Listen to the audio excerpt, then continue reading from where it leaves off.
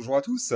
Aujourd'hui, donc, nous allons traiter un des grands historiens de l'histoire des Diadoques, un historien oublié, hein, dont les œuvres sont fragmentaires et désormais perdues. Il s'agit donc de Hieronymus de Cardia, qu'on appelle aussi parfois Jérôme de Cardie. Donc Cardia, qui est une cité grecque de Chersonèse de Thrace, hein, on est là sur le détroit des Dardanelles. Et on peut le dire d'emblée, c'est donc un collaborateur et un compatriote du diadoque Eumène de Cardia, hein, qui a œuvré à protéger la dynastie argéade face à l'appétit des forces centrifuges. Donc Hieronymus de Cardia est voilà, une source indirecte de premier plan, hein, sachant, comme je l'ai dit, que ses œuvres ont malheureusement disparu, mais il est l'auteur d'une fondamentale histoire des successeurs d'Alexandre, qui a inspiré en droite ligne Diodore de Sicile, donc au livre 18 et 19, hein, sachant que le livre 20 est fragmentaire. Sachant également qu'il a inspiré donc Plutarque dans sa vie d'Eumène et également dans celle de Démétrios Poliorcète, et il a également inspiré Arrien dans Histoire de la succession d'Alexandre, ouvrage qui est également perdu, hein. Autant évidemment on a conservé l'anabase d'Alexandre d'Arien, mais on a quelques fragments tout de même. Voilà, il y a comme quelques lignes qui ont survécu, mais enfin voilà. L'œuvre d'Arien est incomplète. Donc en tout cas, Hieronymus de Cardia est vraiment un historien incontournable, et c'est intéressant parce que c'est aussi voilà, un collaborateur de Maine, on peut le dire, un acteur aussi des événements, un peu comme Thucydide, et d'ailleurs on verra en conclusion qu'il y a quelques points communs entre les deux historiens.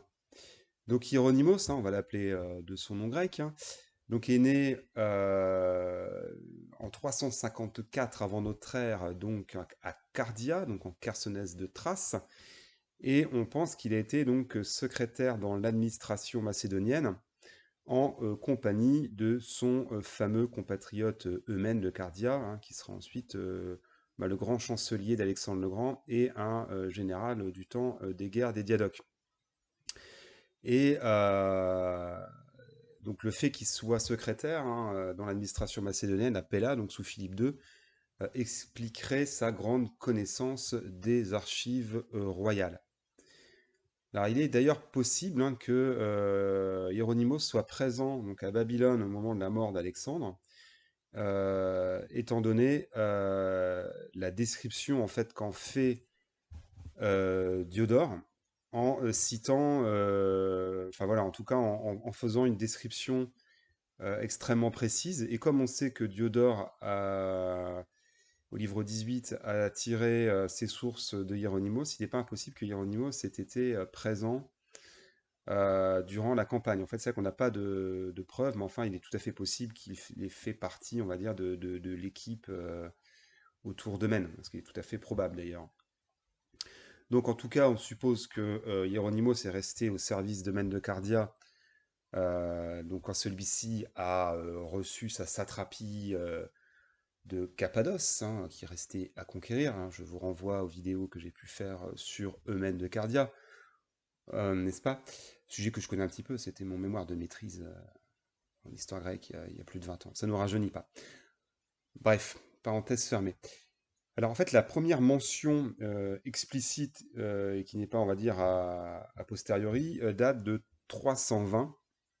On trouve donc mention chez Plutarque, au moment en fait où Hieronymus mène en fait une ambassade en Macédoine auprès d'Antipater, pendant que Eumène est assiégé en Cappadoce par Antigone. Donc voilà, il fait partie d'une délégation qui vise à aller auprès d'Antipater pour sauver la mise, on dira, d'Eumène. Et ce même Antipater meurt en 319, et Hieronymus, là aussi c'est mentionné par Diodore et par Plutarque, va mener des négociations entre Eumène et Antigone le Borgne. Et donc il est cité d'ailleurs nommément hein, par les sources, notamment par Plutarque, voilà, Hieronymus, futur historien des Diadoques, voilà, donc c'est clair et net. Donc durant le conflit en fait hein, qui se déroule entre Antigone et Eumène, hein, donc Eumène qui on va dire défend la cause royale pour faire court, bah, il va rester fidèle à son compatriote et il est d'ailleurs blessé lors de la bataille de Gabienne, hein, on est là aux confins de la Médie en 316, qui voit la défaite puis l'exécution d'Eumène. Donc il tombe entre les mains de Antigone, qui lui pardonne son ancienne allégeance, et lui offre une mission qui vise à exploiter l'asphalte de la mer Morte. Alors cette mission s'avère de courte durée à cause de la menace des tribus arabes.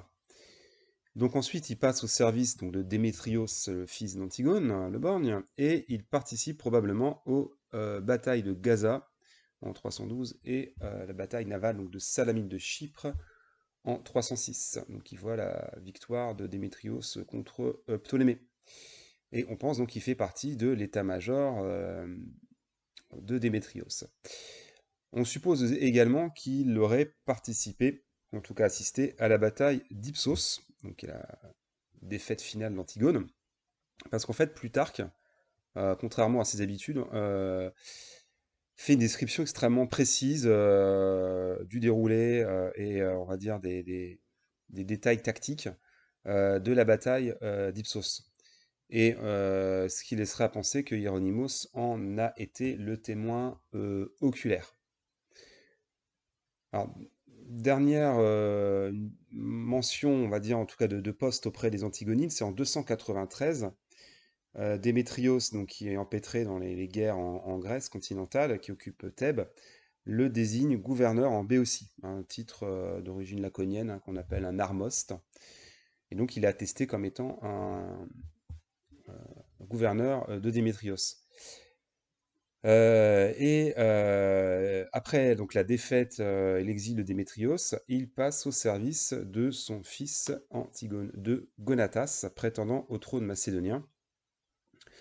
Et il va participer, malgré son grand âge, hein, à la campagne contre Pyrrhus, le roi des Pyres.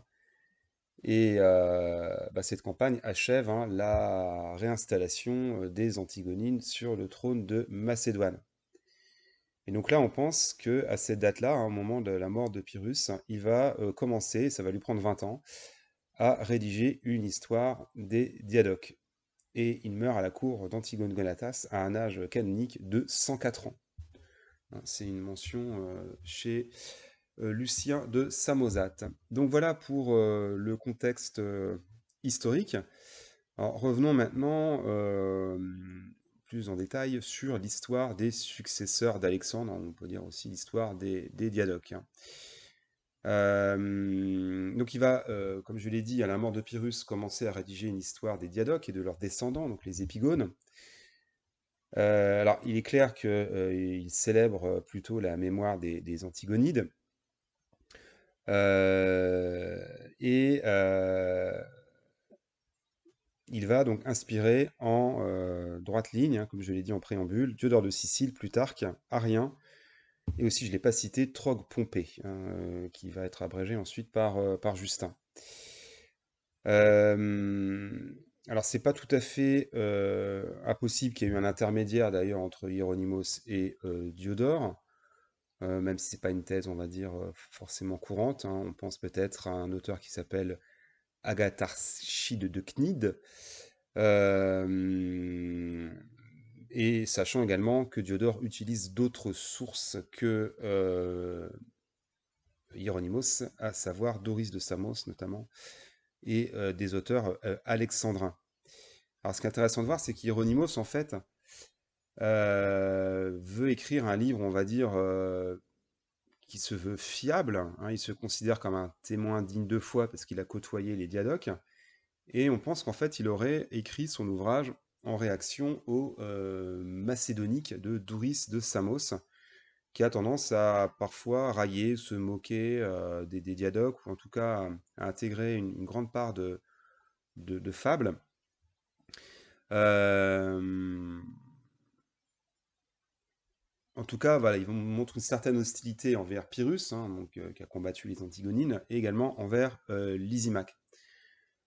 Alors, il est clair qu'il va évidemment beaucoup insister sur l'action de Eumène de Cardia. Donc, c'est quand même pas pour rien que Plutarque a rédigé une vie d'Eumène, parce que c'est loin d'être le diadoque le plus connu, hein. Quand on voit que Séleucos ou Antigone, par exemple, ou même Ptolémée, n'ont pas eu de biographie de Plutarque, alors que c'est le cas d'Eumène, alors qu'il a été, on va dire, évincé assez rapidement, il est éliminé en 316, ça pose question. C'est qu'en fait, on suppose qu'il y avait quand même beaucoup de renseignements, beaucoup de sources, en tout cas provenant de Hieronymus, et que Plutarque ensuite les a reprises à son compte. Donc c'est assez intéressant, et c'était d'ailleurs un petit peu l'objet, on va dire, ma problématique du temps de mémoire. C'était de savoir, on va dire, la part d'exagération, on dira, dans le récit de Hieronymus, parce que voilà, Eumène a une tradition plutôt favorable, hein. Il est vu comme voilà le général désintéressé qui va voilà, quasiment se sacrifier, on va dire, pour la dynastie des Argéades, hein, en clair, voilà, le fils posthume d'Alexandre, Alexandre IV. Donc voilà, en tout cas, eux-mêmes bénéficient d'une tradition historique très très favorable, et on est quasiment sûr, enfin c'est assez évident, qu'elle provient de Hieronymus. Alors en tout cas, son récit, donc, qui se veut fiable et précis, aurait intégré de très nombreux documents officiels, augmentés de commentaires très détaillés. Et on voit également de longs développements tactiques, hein, militaires, comme le montre la description très précise de la bataille d'Ipsos dans la vie de Démétrios de Plutarque. Alors, tout ça pour nous dire que on suppose que c'est un ouvrage de grande valeur, malgré voilà, la réticence de quelques puristes romains de l'époque d'Auguste, hein, qui jugent son style de médiocre qualité. En tout cas, voilà, il a un style, on va dire, plutôt sobre, qui va à l'essentiel, qui se veut relativement impartial, et c'est pour ça que certains le rapprochent de Thucydide, hein, qui dédaigne le style et qui s'intéresse plutôt au déroulé des événements.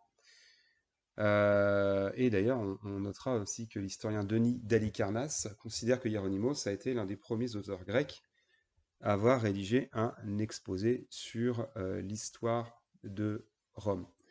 Alors voilà, j'ai voulu un petit peu insister sur ce personnage-là parce qu'on va dire il a un aspect intéressant malgré la perte de ses œuvres, hein. C'est qu'en fait il a inspiré toute la grande tradition, hein, toute la vulgate, on dira, au sujet des diadoques, et qu'ensuite d'ailleurs son œuvre, en tout cas, sera poursuivie par un dénommé Philarque d'Alexandrie qui va prendre la suite de l'histoire des épigones.